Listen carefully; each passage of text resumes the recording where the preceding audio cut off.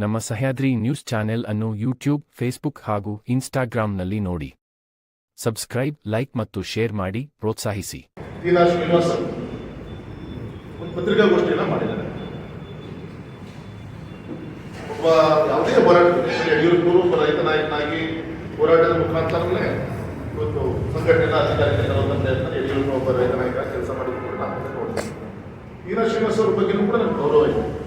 ಆದರೆ ಅವ್ರು ಮೊನ್ನೆ ಮಾಡಿದಂಥ ಪತ್ರಿಕಾಗೋಷ್ಠಿ ಆಶ್ಚರ್ಯ ಆಯಿತು. ಶಿಕಾರಿಪುರದಲ್ಲಿ ವೀರಭದ್ರ ದೇವಸ್ಥಾನದ ಕೂತು ಆಣೆ ಮಾಡಿದ್ರು ರೈತರಿಗೆ 210 kV ಸ್ಟೇಷನ್ ಲೈನ್ ವಿಚಾರದಲ್ಲಿ ರೈತರು ಒಕ್ಕಲಿಸ್ತಾ ಇದ್ದಾರೆ. ಶಿಕಾರಿಪುರದ ಋಣ ನಿಮ್ಮ ಜೀವನದಲ್ಲಿ ತೀರ್ಸಕ್ಕಾಗಲ್ಲ. ಮತ್ತು ವಿಶೇಷವಾಗಿ ಮಾತಾಡಬೇಕಾದಾಗ 10,000 ಅಡಿಕೆ ಮರ ಕಡಿತಾ ಇದ್ದಾರೆ. ಇನ್ನೊಂದು BS ಕಾಲೇಜ್ ಉಳಿಸ್ಕೊಂಡಿಗೋಸ್ಕರ ಸಿದ್ದರಾಮಯ್ಯ ಅಂಡ್ MP ಅವರು ಯಡಿಯೂರಪ್ಪನವರು ಒಂದಾಗಿದ್ದಾರೆ.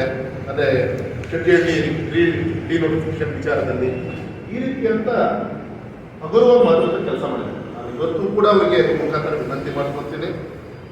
ಅತ್ಯಂತ ಪುಣ್ಯ ಪಡುವಂಥ ಒಂದು ಕೆಲಸವನ್ನ ಒಬ್ಬ MP ಆಗಿ ನಮಗೆ ಗೊತ್ತಿರ್ಬೋದು. 1972 ಶೆಟ್ಟಿಹಳ್ಳಿ ಅಭಯಾರಣ್ಯ ಶಿವಮೊಗ್ಗದಿಂದ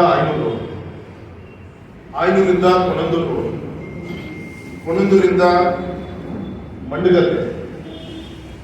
ಮಂಡಗದ್ದೆಯಿಂದ ಶಿವಮೊಗ್ಗ ಟೋಟಲ್ ಈ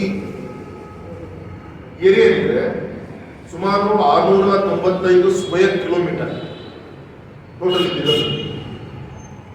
ಇದನ್ನ ಕೇಂದ್ರ ಪ್ರಪೋಸಲ್ ಕಳಿಸಿದ್ವಿ. ಯಾವಾಗಂದ್ರೆ ರಾಷ್ಟ್ರ ಇಲ್ಲ, ಅಲ್ಲಿ ಯಾವುದೇ ಕ್ವಾರೆಗಳು ಕೂಡ ಯಾವುದೇ ಕ್ವಾರೆಗಳು ಕೂಡ ಅವರಿಗೆ ಪರಿಸರ ಇಲಾಖೆಯಿಂದ ಯಾವುದೇ NOC ಸಿಕ್ಕಿಲ್ಲ. ಯಾರು ಕೂಡ ಅನಧಿಕೃತವಾಗಿ ಕ್ವಾರೆಗಳು ನಡೆಸ್ತಾ ಇದ್ರು. ಕ್ರಷರಿ ಮಾತ್ರ ಅವರಿಗೆ NOC ಸಿಕ್ಕಿದೆ ಹೊರತು ಕ್ವಾರೆ ನಡೆಸೋಕ್ಕೆಲ್ಲ ಕೂಡ ಸಿಕ್ಕಿದ್ದಿಲ್ಲ. ಅದಾದ್ಮೇಲೆ ಬ್ಲಾಸ್ಟ್ ಆದ್ಮೇಲೆ ಅರೆಸ್ಟ್ ಆಯಿತು, ಇನ್ನೊಂದಾಯ್ತು, ಅದನ್ನು ಕೂಡ ಬಂದರು. ಮತ್ತು ಇವತ್ತೇನು ಕಾಡೇನಿಲ್ಲ.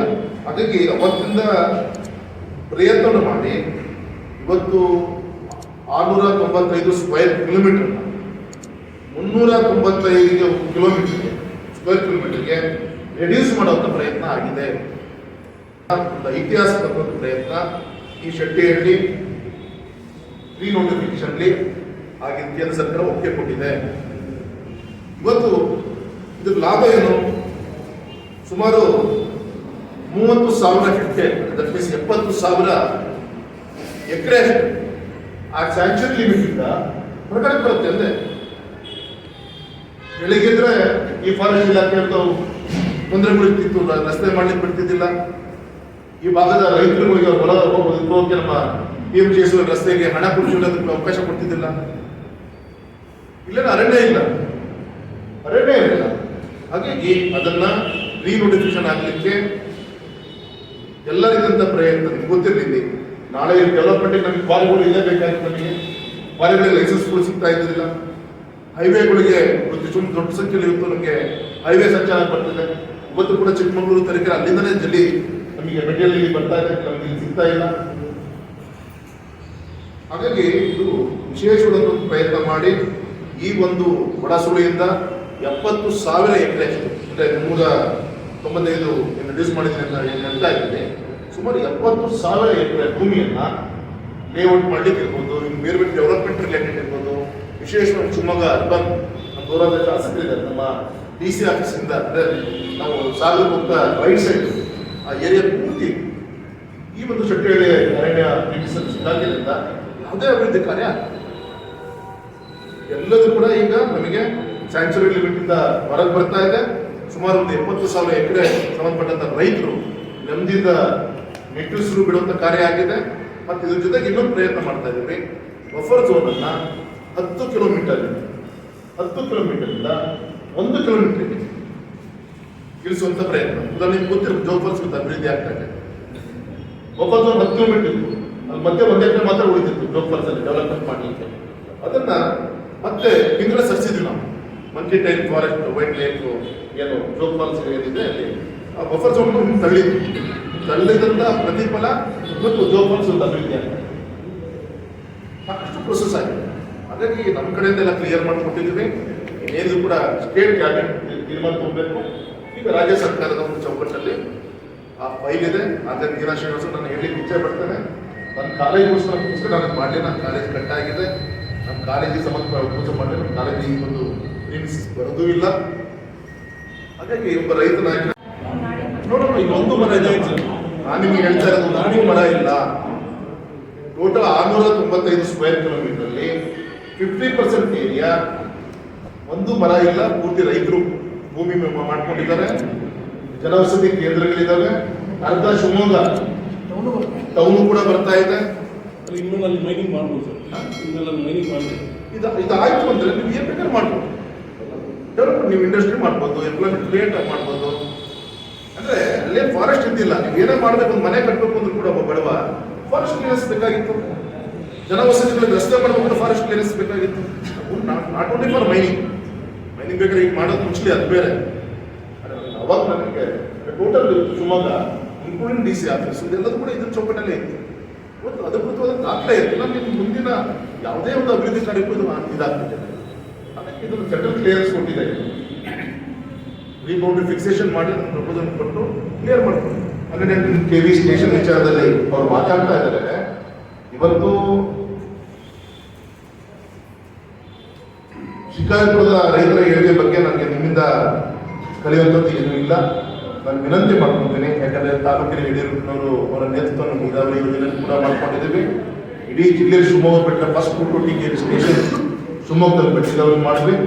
ಅದೇ ಬಳ್ಳಿಗಾವಿಯಿಂದ ನಮ್ಮ ಈ ಮೂಲೆಗಿರುವಂಥ ಅಂಜನಾಪುರ ಭಾಗದ ರೈತರಿಗೆ ಕರೆಂಟ್ ಬರಬೇಕು ಅಂದರೆ ಇದೇ ರೀತಿಯಿಂದ ರೈತರ ಭೂಮಿ ಮೇಲೆ ಟವರ್ಗಳನ್ನು ಹಾಕ್ಕೊಂಡು ಕರೆಂಟ್ ಕೊಟ್ಟಂಥ ಪ್ರತಿಫಲ ಇವತ್ತು ನಮ್ಮ ಅಂಜನಾಪುರ ಭಾಗದ ರೈತರು ಇವತ್ತು ಕರೆಂಟ್ ಬೋರ್ವೆಲ್ 30,000 ಬೋರ್ವೆಲ್ ನಿನ್ನೆ ಪೂರ್ತಿ ತಪ್ಪು ಕಲ್ಪನೆಯನ್ನ ಕೊಟ್ಟಿದ್ದಾರೆ. 10,000 ಅಡಿಕೆ ಮರ ಸುಳ್ಳು ಅಂತ. ಎರಡನೇದು ನಿಮ್ಗೆ ಗೊತ್ತಿರಲಿ, ಈ ಒಂದು ಕಾರ್ಯಕ್ರಮಕ್ಕೆ ಪರಿಹಾರ ಕೊಡುವಂಥ ಕಾರ್ಯಕ್ರಮನೇ ಮೆಸ್ಕಾಮಲ್ಲಿ ಇದ್ದಿಲ್ಲ, KPTCಯಲ್ಲಿ ಇದ್ದಿಲ್ಲ. ಇದಕ್ಕೂ ಕೂಡ ಪರಿಹಾರ ಕೊಡಲಿಕ್ಕೆ ಉದಾಹರಣೆಗೆ ಪರ್ ಎಕರ್ 3 ಲಕ್ಷ ಅಂತ ಇದೆ, ಒಂದು ಎಕರೆಗೆ 3 ಲಕ್ಷ. ಆದರೆ ಒಬ್ಬ ರೈತನ ಭೂಮಿ 1 ಟವರ್ ಎಷ್ಟೋ ಮೀಟ್ರಿಗೆ ಒಂದು ಟವರ್ ಇರುತ್ತೆ, ದೊಡ್ಡ ಟವರ್. ಆ ಟವರ್ ಉದ್ದ ಅಂತ ಎಷ್ಟು ಗುಂಟ ಇರುತ್ತೆ. ಮತ್ತೆ ಭೂಮಿ ಖಾತೆನೂ ಕೂಡ ಅವ್ರ ಹೆಸರಲ್ಲೇ ಇರುತ್ತೆ. ಈವನ್ ಮೇಲ್ಗಡೆ ಲೈನೇ ಹೋಗುತ್ತೆ, ಅಷ್ಟು ಮೇಲ್ಗಡೆ ಎಷ್ಟೋ ಮೀಟರ್ ಮೇಲ್ಗಡೆ 20 ಮೀಟರ್ಗಿಂತ ಮೇಲೆ ಲೈನೇ ಹೋಗುತ್ತೆ. ಅದನ್ನು ಕೂಡ ಮೆಜರ್ಮೆಂಟ್ ಮಾಡ್ಕೊಂಡು ಅವ್ರಿಗೆ ಪರಿಹಾರನೂ ಕೊಡ್ತಾರೆ. ಒಂದು ಕಂಡೀಷನ್ ಏನು, ಈಗಿರೋ ಅಡಿಕೆ ಮರ ಇದ್ರೆ ಮುಂದಕ್ಕೆ ಹೋಗಲ್ಲ. ಆದರೆ ಹೊಸದಾಗಿ ಅಡಿಕೆ ಮರ, ತೆಂಗಿನ ಮರಗಳನ್ನ ಆ ಕೆಳಭಾಗದಲ್ಲಿ ಬೇರೆ ಕೃಷಿ ಮಾಡ್ಕೊಂಡು ಅದನ್ನು ಹಾಕೊಂಡ್ಲಿಕ್ಕೆ ಬರ್ತಾ ಇದು ಒಂದು. ಎರಡನೇದು, ಈಗೇನು ಟವರ್ ಏನು ಹೋಗ್ತಾ ಇದೆ ಅದನ್ನ ಆಲ್ಟರ್ನೇಟಿವ್ ಅಂದರೆ ಇದು 6 ಕಿಲೋಮೀಟರ್ ಬರ್ತಾ ಇದೆ. ಅವ್ರು ಹೇಳ್ತಾ ಇರೋದು 5.25 ಕಿಲೋಮೀಟರ್ ಬರ್ತಾ ಇದೆ. ಆಲ್ಟರ್ನೇಟಿವ್ ಹೇಳ್ತಾ ಇದ್ದಾರೆ ತೀರಾ ಶ್ರೀನಿವಾಸ್ ಅವರು, ನಮ್ಮ ರೈತ ಮುಖಂಡರು ಏನು ಹೇಳ್ತಾ ಇದ್ದಾರೆ, ಅದು 5.25 ಕಿಲೋಮೀಟರ್ ಬರ್ತಾ ಇದೆ, ಇದು 6 ಕಿಲೋಮೀಟರ್. ಇಷ್ಟೇ 6 ಕಿಲೋಮೀಟರ್ ವ್ಯತ್ಯಾಸ ಆಗ್ತದೆ. ಅವ್ರು ಹೇಳ್ತಿರೋದೇನು ಅಂದರೆ ಅಲ್ಲಿ ಕೆರೆಗಳಿದೆ, ಕೆರೆಯಲ್ಲಿ ತಗೊಂಡು ಹೋಗ್ತಾರೆ ಅಂತ ಹೇಳ್ತಾರೆ. ಇರಿಗೇಷನ್ ಪ್ರಾಜೆಕ್ಟ್ಸ್ ಕೂಡ ಚಾನಲ್ಗಳಿದೆ, ಚಾನಲ್ ಮೇಲೆ ಲೆಕ್ಕ ಹಾಕಿ ಅಂತ ಹೇಳ್ತಾರೆ. ಫಾರೆಸ್ಟ್ ಡಿಪಾರ್ಟ್ಮೆಂಟ್ ಇದೆ, ಫಾರೆಸ್ಟ್ ಇದೆ, ಅಲ್ಲೂ ರೈತರು ಸ್ವಲ್ಪ ಗೂಡಿ ಬರುತ್ತೆ. ಕೆರೆ ಒಳಗೆ ನೀವು ಟವರ್ ಹಾಕಿದ್ರೆ ನಾಳೆ ಮೇಂಟೆನೆನ್ಸ್ ಟೈಮಲ್ಲಿ ಹ್ಯಾಕ್ ಮೇಂಟೈನ್ ಮಾಡಲಿಕ್ಕೆ ಸಾಧ್ಯ? ಇದೇ ನಮ್ಮ ಈಸೂರು ಗ್ರಾಮ ಭಾಗದ ರೈತರಿಗೆ ಕರೆಂಟ್ ಕೊಡ್ಲಿಕ್ಕೋಸ್ಕರ ಈಗ ಚಿಚ್ಚೋಗಿಯಲ್ಲಿ ಒಂದು ಸ್ಟೇಷನ್ ಮಾಡಿದ್ವಿ. ಯಾವಾಗ 10-15 ವರ್ಷಗಳನ್ನು ಮಾಡಿದ್ವಿ. ಅಲ್ಲಿ ಪವರ್ ಎಲ್ಲಿಂದ ಬಂತು, ಬಳ್ಳಿಗಾವಿಂದ ಲೈನ್ ಹಾಕುತ್ತಾ ರೈತರ ಭೂಮಿಯಲ್ಲಿ ಹಾಕೊಂಡು ಕರೆಂಟ್ ಕೊಟ್ಟಿದ್ವಿ. ಈಗ ಎಕ್ಸೆಸ್ ಬೋರ್ವೆಲ್ ಆಗಿದ್ದರಿಂದ ಇನ್ನೊಂದು ಸ್ಟೇಷನ್ ಬೇಕಾಯಿತು. ಅದನ್ನು ಈಗ ಅಂಜನಾಪುರದಲ್ಲಿ ಮಾಡಿ ಅಲ್ಲಿ ಲೈನ್ ಎಳಿಲಿಕ್ಕೆ ಈಗಾಗಲೇ 20% ಟವರ್ ಹಾಕಾಗಿದೆ. ಇದು ಮಾತ್ರ ನಿಂತ್ಕೊಂಡಿದೆ. ಹಾಗಾಗಿ ಪ್ರಾಕ್ಟಿಕಲ್ ಈಗ ಉದ್ದೇಶ ಏನು, ಯಾವುದೋ ಇಂಡಸ್ಟ್ರಿಯಲಿಸ್ಟ್ಗೋಸ್ಕರ ನಾವು ಲೈನ್ ಎಳಿತಾ ಇದ್ದೀವಿ. ಏನಿದೆ ಸರ್, ಸ್ವಂತದ್ದೇನಿದೆ ಸರ್? ನಮ್ಮ ರೈತರಿಗೆ ಇಂಥ ಬೇಸಿಗೆ ಟೈಮಲ್ಲಿ ಒಳ್ಳೆ ರೀತಿಯಿಂದ ವಿದ್ಯುತ್ತನ್ನು ಕೊಡಬೇಕು ಅಂತ ಸರ್ಕಾರ ಕೊಟ್ಟಂತ ಒಂದು ಯೋಜನೆ. ಬೇರೆ ಅಂದ್ರೆ ಸಂತೋಷ. ಪಾಪ ಇಲ್ಲಿ 20 ಜನ, ಉದಾಹರಣೆಗೆ ನಾನು ಶಿಕಾರಿಪುರ ತಾಲೂಕಿಗೆ ನೀರು ತಗೊಂಡಪ್ಪ ಕುರುದ್ಕೆರೆ ಅಂತೇಳಿ, ಎಷ್ಟು ಜನ ರೈತರ ಭೂಮಿ ನಾವು ಶಿಕಾರಿಪುರ ಉಂಟಾ ಇರ್ತಾನೆ, ಬೇರೆ ತಾಲೂಕಿನ ರೈತರ ಭೂಮಿ ನಾವು ಪೈಟೆಂಟ್ ತೆಗೆದುಕೊಂಡು ಬಂದೆ. ಇವತ್ತು ನಮ್ಮ ಹೊಸಳ್ಳಿ ಲಿಫ್ಟ್ ಇರಿಗೇಷನ್ ನಮ್ಮ ಶಿವಮೊಗ್ಗ ಗ್ರಾಮಾಂತರ ಕೊಟ್ಟು ಇನ್ನೊಂದು ಟೇಲರ್ ಅಂಜನಾಪುರಕ್ಕೆ ಹೋಗಿದೆ. ಇಲ್ಲಿಂದ ಹೋಗಿಲ್ವಾ? ಹುಣಸಿ ಆಯ್ತು ರೈತರ ಭೂಮಿ ಮೇಲೆ ಹೋಗಿಲ್ವಾ? ಹಾಗಾಗಿ ನಾವು ಬ್ರಾಡ್ ಅಂಡ್ ಮೈಂಡ್ ಅಲ್ಲಿ ಯೋಜನೆಯನ್ನ ಮಾಡಿಕೊಂಡು